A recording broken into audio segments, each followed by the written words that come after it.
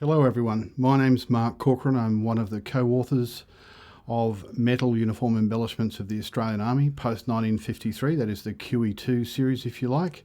Volume 1 is a document that covers insignia for Corps and school insignia in that period. That book is available from the link below this material.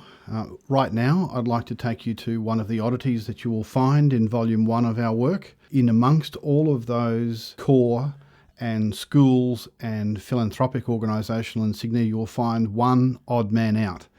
And that's the entry for CB 250, which is in the aviation section of Volume 1. There you will find pictorial material and measurements for what is a regimental badge as distinct from a Corps badge. Now, it has been included in Volume 1 for the purposes of disambiguation. What collectors and dealers need to know readily when they're looking at an Aviation Corps badge is that there's a very similar badge that is occasionally, shall we say rarely, found in circulation, and it relates to 161 Aviation Regiment.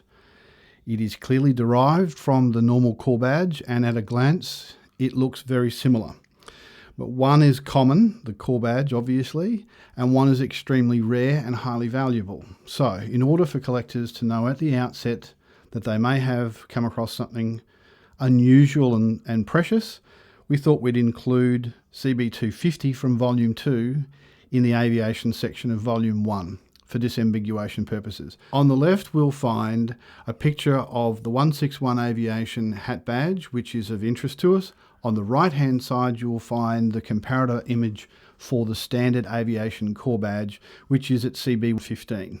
On page 119 you will see a photo of the obverse of the 161 Aviation badge as well as the verso. When you go to the right hand side and see the verso image of this badge, you can see that variation 1 of this quite rare badge is made in 5 distinct pieces, the crown being one piece, the circlet being another piece, the eagle and the sword blades being yet another piece, and each of the sword hilts are 2 separate pieces. All of them are separately soldered to the circlet. So that's how you identify this particular badge, differentiating it from the Corps badge and identifying it as variation 1.